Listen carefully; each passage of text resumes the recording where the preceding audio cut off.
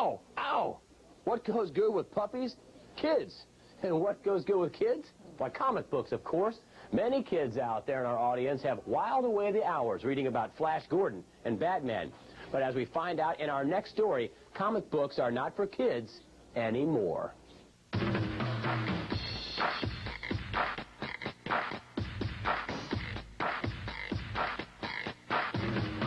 They've been around since the 30s. And after a half-century, comic books aren't just for kids anymore. I think comics nowadays are not something that you grow out of, but something that you grow with. John Hitchcock is manager of Acme Comics in Greensboro, North Carolina. It's one of thousands of specialty stores that has popped up across the country in the 80s. The comic book industry is quietly taking in $500 million a year. It wasn't written for anybody older. And now there's a whole section of comics, not necessarily adversely violent or adversely sexual, but they're just written for mature readership, college and beyond. So there's comics now that you can read that don't insult your intelligence, but it's comics that'll challenge you. A prime example of how comic book characters are being handled in an adult fashion is reflected in the upcoming Batman movie due out this summer. The film stars Michael Keaton and Jack Nicholson as the Joker. Wait till they get a load of me. Gone are the cornball days of Adam West and Cesar Romero.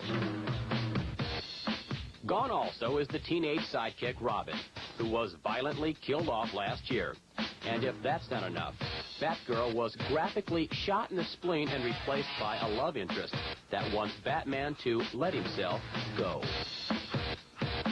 Another popular comic is Watchmen. In a recent issue, one of the superheroes uses gangland tactics to get answers. He says, "I've just broken this man's little finger. Who killed Edward Blake?" When he didn't get the right answer. And his index finger? Who killed Edward Blake? Well, even the characters got grossed out. This is being read by adults and kids. There is a lot more violence than there used to be. When I was reading Batman, he used to be a real nice guy, and now he swears, he does bad stuff. It's surprising to me. Is it still okay for him to read it? Well, I don't know. The TV shows are bad. Everything's getting violent. So it's hard to keep him away from it. Along with the old comics with new adult appeal, there are new comics with the same appeal. Here's one, Brought to Life. It's a real-life story of the Iran-Contra scandal. Its central figure, Ollie North, of course. Black Kiss is another new comic book on the market, and this one is definitely for adults only. Now, even though it has a legitimate storyline, some of the illustrations leave little to the imagination.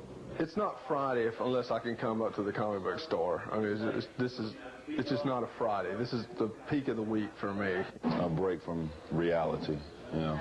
That's my main reason. I've been reading them since I was 8, and that was my main reason, just to block the real world out and go into a fantasy world. How old are you now? 25.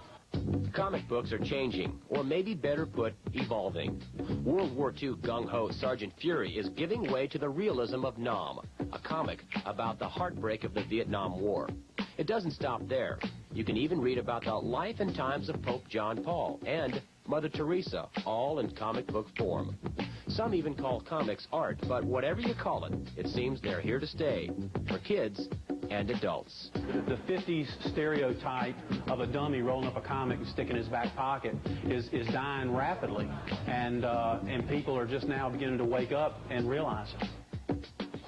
The price of comic books aren't for kids either. Oh, they start for 75 cents or $1, but they're also good investments. If you had the issue where Robin was killed off about 4 or 5 months ago, it would now be worth $30. And if you had issue #1 of Superman, you could get over $30,000 depending on the condition. Well, from comic books to pets, you know, it seems that's a regular